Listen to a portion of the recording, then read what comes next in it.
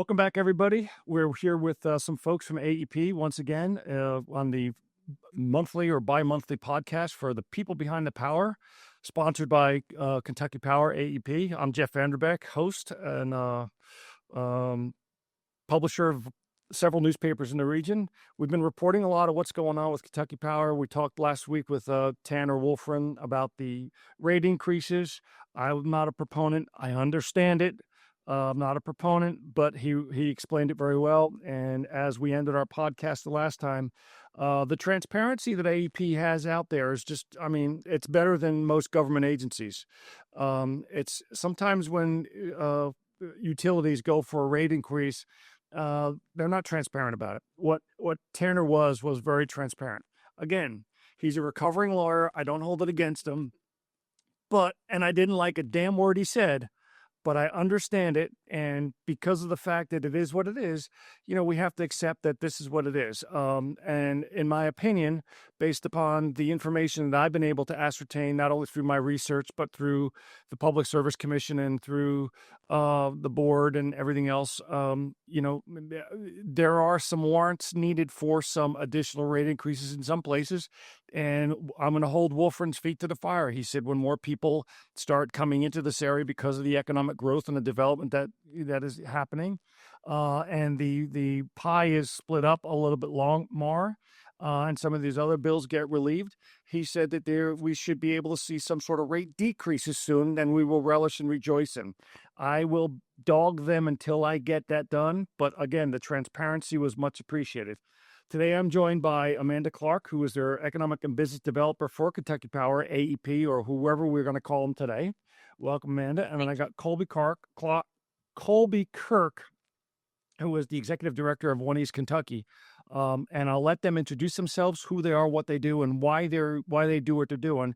And I'm really excited to talk to Colby about this because what One East Kentucky does is economic development, and the fact that he's here with Kentucky Power today is going to be an attribute of how Kentucky Power's investment in his region through places like One East Kentucky and even SOAR are helping to develop and increase business and so on. So Amanda, hello to you. How are you? Good to see you. Thank you so much for having me today. Well, like I say to most of my friends, thanks for being had. Colby, how are you today? I'm doing well. Thanks for All right. So tell me, One East Kentucky, what do you do? Sure. So One East Kentucky, we are kind of the lead marketing arm for the 9-county region that we serve for industrial site development. We also help with strategic planning with communities in the region and capacity developing efforts. One East Kentucky, we've been around for about 10 years now, and our track record has helped recruit more than $50 million in new private investment to the region and a little more than 500 jobs. And Amanda, tell me what you do at Kentucky Power AEP. I know that there's I kind of beat up on Tanner last week about, why don't we just do away with the economic development and, take that investment that the Kentucky Power makes and split it up so the ratepayers get, $15-20 off their bill. He said, that's a great idea, but let me tell you why it's not good. And he told me, so tell me what you do there. So as the economic and business development director, I'm the manager, not the director. As the economic and business development manager, primarily my responsibilities are working with people like Colby, working with the local governments, the local economic developers as well, to sort of facilitate this strategic plan for Eastern Kentucky. Kentucky Power has invested in sites, in workforce development, in organizations like One East Kentucky to kind of further the economic development mission of Eastern Kentucky. Before Kentucky Power's investment, One East Kentucky didn't exist. And so Eastern Kentucky is a little bit playing this sort of catch-up game, if you will, in terms of economic development. If you look at areas like the Golden Triangle, those areas have been involved in economic development activities for more than 40 years. That's not the case for Eastern Kentucky.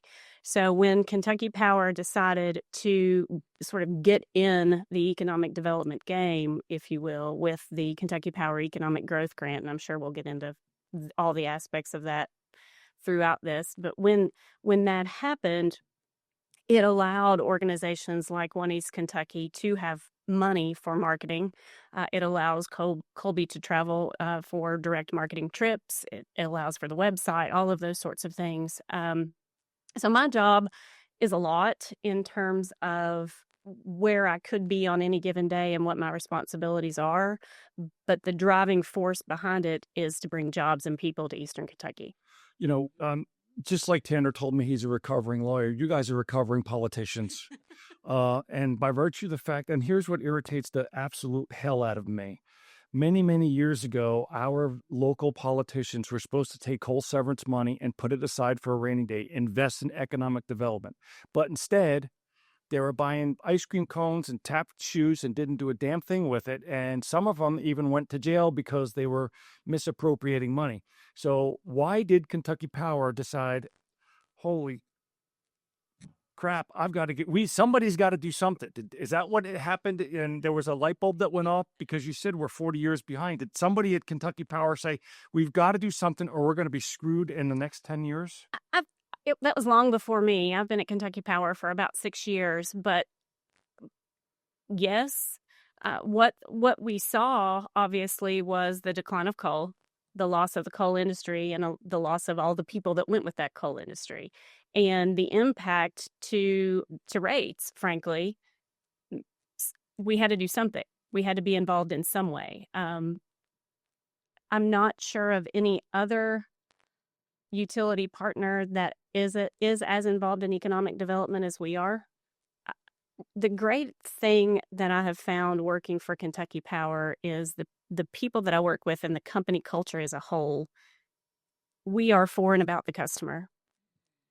And if we have the means and the ability to impact them in a positive way, we're all working toward that. I had a great mentor several years ago tell me that economic development is like a mission. And if I didn't feel the weight of that mission, I don't need to be doing it. I feel the weight of that mission. I feel the plight of Eastern Kentucky. I'm an Eastern Kentuckian. I get it. And so not only is it my job, it's my passion we work every day to bring jobs and opportunity every single day. So and I've spoken to some of the folks at Kentucky Power, and some of them, frankly, they don't like me because I'm too damn opinionated, but that's okay. But the passion from everybody down is there. We talked to about safety, and when there's a disaster or some dummy hits a power pole and it breaks in half, and power goes out at 2:00 in the morning because some idiot was drinking and driving like they shouldn't have been doing. People get dispatched out of bed. The power gets restored as fast as possible. When there's a disaster, crews leave their families to fix power for other people. And that passion is there, and that's a cultural thing all the way down. Yeah. So that's good. So the passion that you have for economic development comes back from where does that burning desire come from? Is it? I know you were a council person in Ashland. Mm-hmm. And so politically, you just said, I see the plight of Eastern Kentucky, but you want to fix it. How are you doing that? I think it's much deeper. You ask where the passion comes from. I think it's much deeper than just being an elected official or working for Kentucky Power. I am of the generation out of Ashland that watched Ashland Oil leave, that watched AK Steel leave. So same sort of situation. Job left. I'm not buying that. You look like you're 14 years old, so don't give me that nonsense. Maybe you're. Thank you very much. So, no way. I had 3 generations of my family that worked for AK Steel, and so maybe not on the massive scale of the decline of coal, but specifically for one community, Ashland. Sure. I lived that. I watched that, and then as an elected official, tried to affect change in that regard. So I think that's ultimately where my passion comes from. Being involved with Kentucky Power and my service territory, goes from Lewis County in the north all the way down to Perry County in the south, and being responsible for all of 20 of those counties, I've gotten to know that story very well as well, and I feel the same. I feel like it's the same. When you consistently see business, industry, and opportunity go out the door with all of the people who were involved in that, there has to be somebody, some group. I mean, we have a small army of people that are working towards economic development. It's not just the two of us, but there has to be somebody, some entity that sort of picks up that mantle and says, we're going to fill in this space. Just for clarification, One East Kentucky is not owned by Kentucky Power. Correct. Kentucky Power supports One East Kentucky through grants and donations and whatever it is that you do. Colby, how easy is it to work with Kentucky Power? Give me some examples of what type of things you've done with them, for them, and I'm going to ask you this question. If it weren't for them, how much harder would your job be? It would be near impossible to do what we do at the level we do without the support specifically of the Kentucky Power Economic Growth Grants. So Kentucky Power has been a day one partner for One East Kentucky for the last 10 years, and I can testify that they are probably the most involved electric utility. I've worked outside of the Kentucky Power territory in economic development, and it was like pulling teeth to try to get something out of the service provider that I worked with in Harlan County. And so moving back into this role, we've used KPEG to fund our recruitment missions. I've been on the road this year. I've met with 60 different companies in person around the country and at different trade shows, and we couldn't have done that without their support. But Amanda's also there when I have a crazy idea, like we wanted to integrate some new AI large language models into how we do our kind of prospect research. There was a firm that I was connected with out of California, and I said, hey, Amanda, we've got an opportunity to kind of get in at the ground level with this startup. Let's take $20,000 and see what they can do to support our work so that we can compete with these economic development organizations. What was the result of that? So we have a tool now that's integrated internally for Amanda and I to use. When I go to a trade show, I can use this AI tool and say, I'm going to go meet with this company. Tell me about them. Show me the locations they have across the country, what kind of utilities they're using at those locations. So when I walk into that meeting, it looks like I've done hours of background research, right, and this tool has done that for me.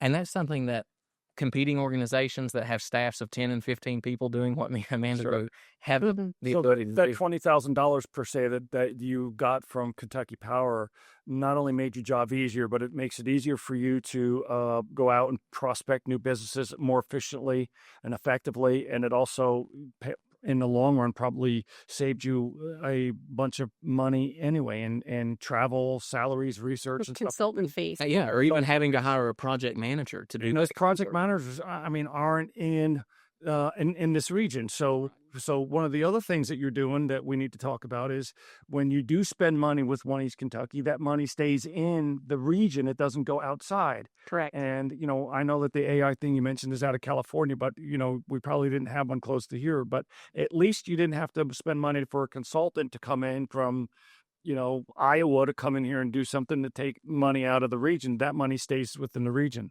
And just for clarification, KPEG is Kentucky Power Economic Growth Grant. Correct. Okay, so let's talk about that for a minute and tell me what that grant is, how it works, and how do people, dummies like me, apply? Can I apply for that grant? No. Well, damn it, I'm going home then. So, unless you are planning on a major expansion and going to hire people and those sorts of things. Basically, the Kentucky Economic Growth Grant is a mechanism we use in order to fund economic development activities across the service territory. Essentially, it is non-residential customers. So you as a resident do not contribute to this fund. Non-residential customers pay $1 per month per meter. And the AEP shareholders match those dollars, dollar for dollar. And you mean those money-grubbing shareholders that we hear so much about are actually digging into their pocket to match this fund to help economic development and growth? They do. They do. They match those dollars evenly. If we collect $350,000 in, it's called the Kentucky Economic Development Surcharge, that's in the tariff, then they will match that $350,000. Gives me and Kentucky Power roughly $700,000 a year to put into economic development activities. They're very well defined in the KPEG program. That can be in site development, So that's, geotech analysis, dirt work, whatever it's going to take to put a site together. Most recently, this site development component of KPEG has really assisted in the Kentucky Product Development Initiative. All right. So, just for clarification, the Kentucky Product Development Initiative is a fund out of the state for the same purpose, for site development. And local communities apply to the state to receive funds to build a spec building, upgrade a road, upgrade utilities, whatever needs to happen in order to make a site marketable for that community for economic development purposes. Kentucky Power has come in as the match on a few of those programs, the Hager Hill project in Johnson County. We've been able to participate in those for site development purposes. So back to KPEG, site development, economic development education. So a lot of times we have economic developers, especially on the local level, that may have no idea what economic development is. They've been put in that position by their mayor or whatever. You may have a new elected official that isn't really up on economic development, and so we're able to send them to the Kentucky Institute for Economic Development, basically the basic economic development course.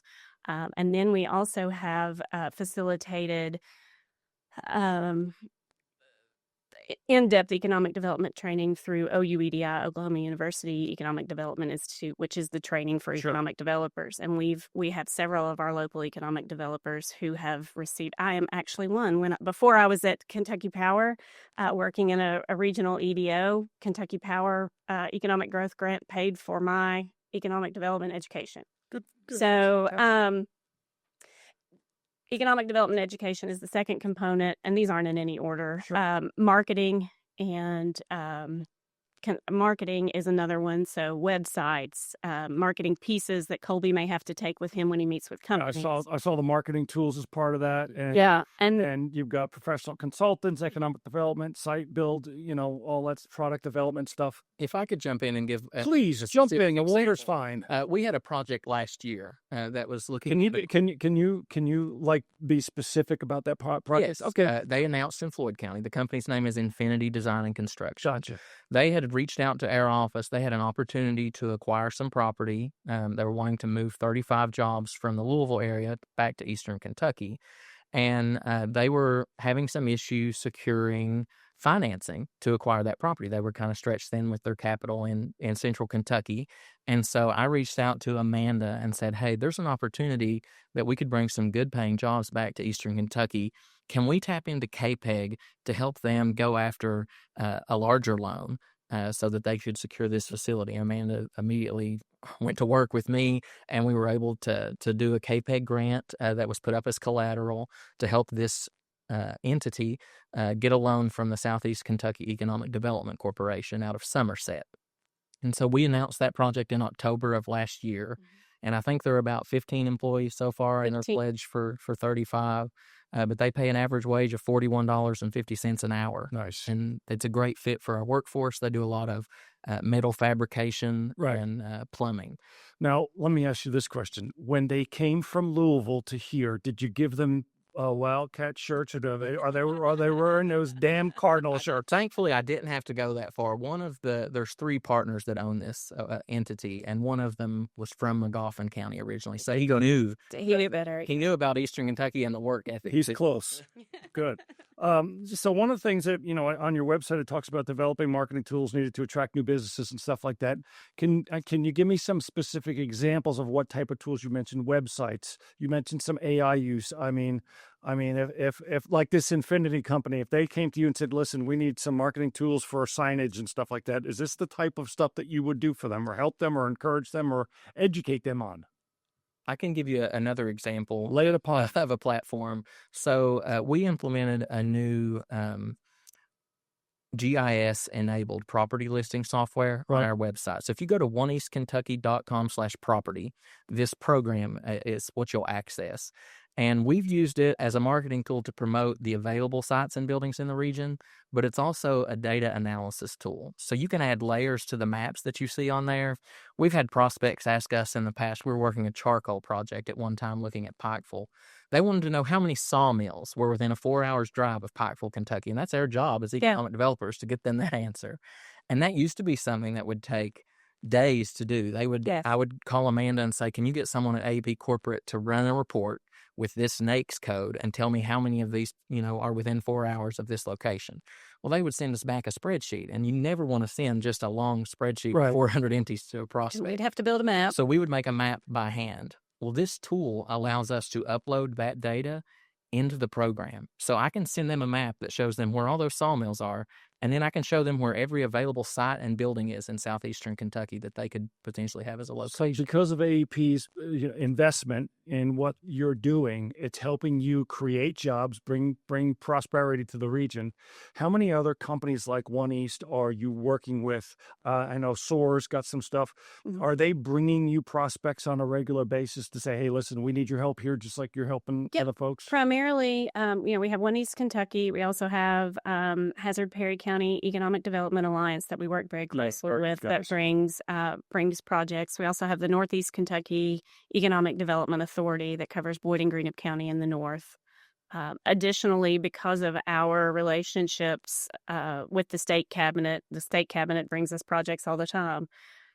They know that they can bring a prospect to Eastern Kentucky, and we will perform. We will put on a great presentation and highlight the region, and they have no qualms about bringing companies to us regularly. And going back to the transparency with Tanner last week, a lot of the stuff is listed on your website. Mhm. So if people are interested in, if they care, instead of before they get on the keyboard and start being, throwing darts at Kentucky Power or me personally, which I can care less about, what's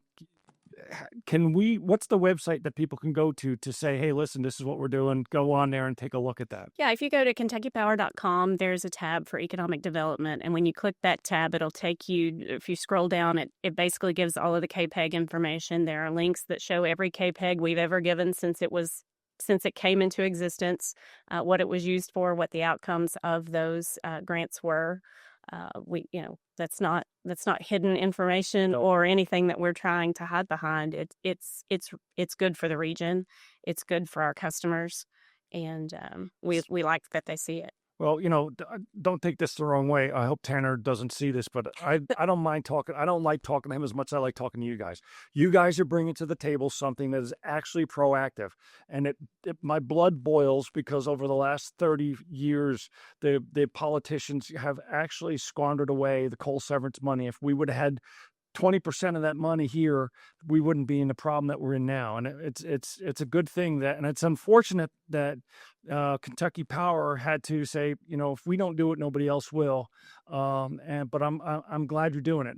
I'm not happy that you're doing it the way you're doing it, but I'm appreciative of the fact that it's being done, because eventually, and I'm going to hold your all's feet to the fire too. You bring people in there, we get more business in here. I'm going to expect to see some rate decrease announcements coming soon, and I think that that's good. And I think that people can expect that. I really appreciate you guys coming down today. Thank you so much for what you're doing, Amanda. I can't tell you how important it is to have you as passionate as you are Thank you. to do what you're doing, because there's people, you're dealing with 20 counties. Mhm.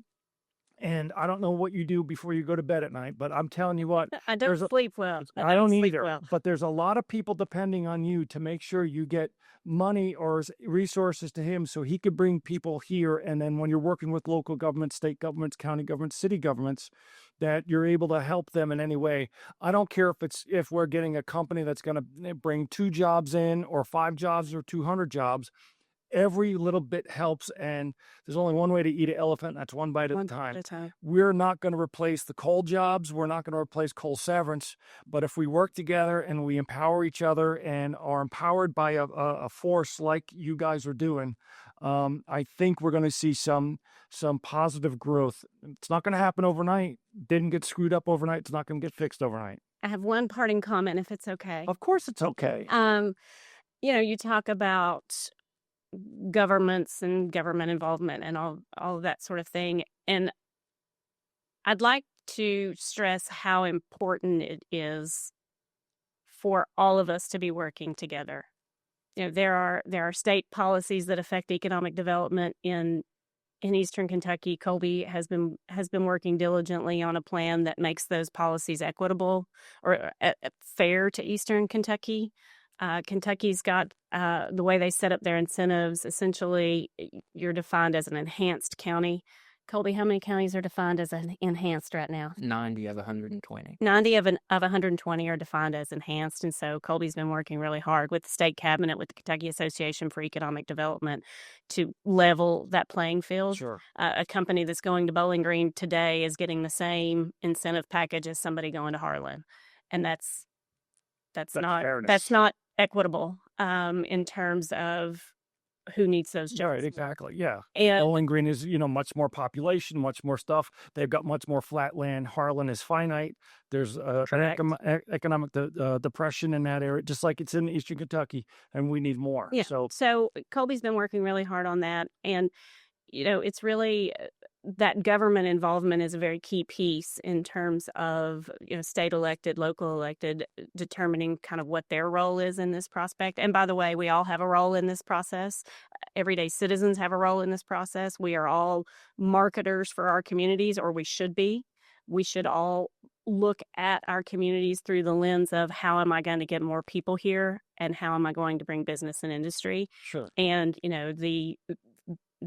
this is a terrible place. Why would anybody that's not going to help you. Right. It won't. We've got to have a positive attitude, and we've got to know that there are people out there working. We can't just sit behind on our laurels and say, hey, listen, when the coal business boomed, this is what happened. We've got to be progressive. You know as well as I do that Eastern Kentuckians are a hard-working, Grit, man, salt of the earth kind of people. And the more we can tell that story and the more that we can get companies to understand that if they choose to locate here, they're going to get some of the best people in the world working for them, then the better off we'll all be. I've been here 25 years, another 25 I'll start fitting in. But I tell you what I found with our employees here, they are the salt of the earth. Hardworking, smarter than they'll ever know. They do fantastic creative things, just like the folks who work at Kentucky Power. Again, people, if you're interested in finding out where your money's going, it's fully transparent. If you want to try to save money on your power bills, go to the website, ask for the overhaul or inspection or audit that they offer you. They'll do it for you. They'll come out. They'll schedule a time. They'll make it happen. And I want to thank two more people behind the power. Thank you. Amanda Clark, Colby Kirk. Colby does not work for Kentucky Power. Amanda does. But thank you for coming in today. Thanks for doing what you're doing. And listen, don't take no for an answer. Get those damn jobs to Eastern Kentucky and make it happen. We are counting on you. Yes, sir. Thanks, guys. Appreciate it. Thank you.